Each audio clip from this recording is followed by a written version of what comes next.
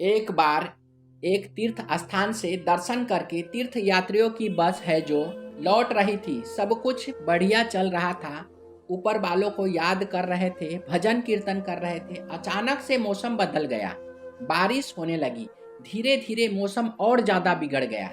तेज आंधी तूफान आ गया, बिजली कड़कने लगी, बिजली चमकने लगी। और एक बार तो ऐसा हुआ कि बस के पास में थोड़ी ही दूरी से आकर बिजली गिरी। यात्री घबरा गए, भगवान से माफ़ी मांगने लगे कि हमसे क्या गलती हो गई। आपके यहाँ दर्शन से सब कुछ सही है, अगर कोई पाप हो गया तो माफ़ करना। थोड़ा आगे चले तो एक बार फिर से बस के पास में आकर बिजली गिरी, बस से थोड़ी ही दूरी पर। और यह जो यात्री थे बस मरते मरते बच गए। बस के ड्राइवर ने बस रोकी और वह ड्राइवर सीट से उतरकर अंदर आ गया। यात्रियों के पास में आकर बोला कि देखो भाई, एक बात कहना चाहता हूँ। आज हमारी बस में एक ऐसा इंसान यात्रा कर रहा है जिसकी मौत पक्की है और जिसको ऊपर वाला अपने पास बुलाना चाहता है। शायद इसलिए बस के पास में 2-3 बार ऐसा हो गया कि बिजली आकर गिरी। अगर हमने उस इंसान को बस से नहीं उतारा तो हमारी मौत पक्की है। यात्रियों ने कहा, हाँ भाई, बात तो सही कह रहे हो, तो पता कैसे कर लगाए कि वह इंसान कौन है।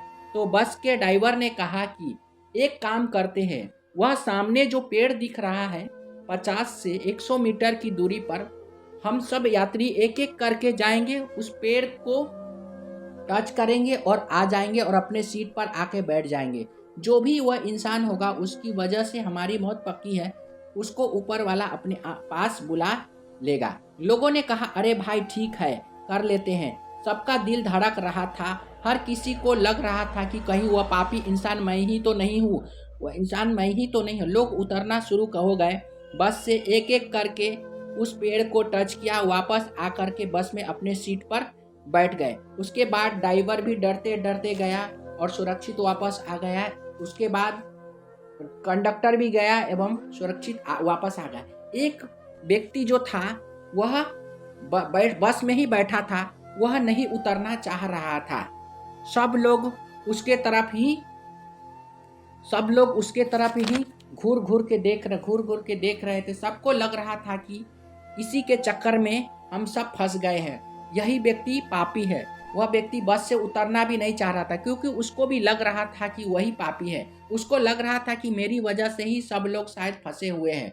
वह पेड़ के पास नहीं जाना चाहता। सब लोग उसको जबरदस्ती बस से उतार देते हैं और पेड़ छू के आने के लिए बोलता है। वह पेड़ के पास गया, उसने पेड़ को छुआ और जैसे ही पेड़ को छूता है और वापस लौटने के लिए करता है, बिजली गिरने की आवाज आई। लेकिन वह बिजली उस इंसान पर नहीं गिरी, उस बस पर गिरी जो पीछे खड़ी थी, जिसमें सारे यात्री बैठे हुए थे जो भगवान के प्यारे हो गए।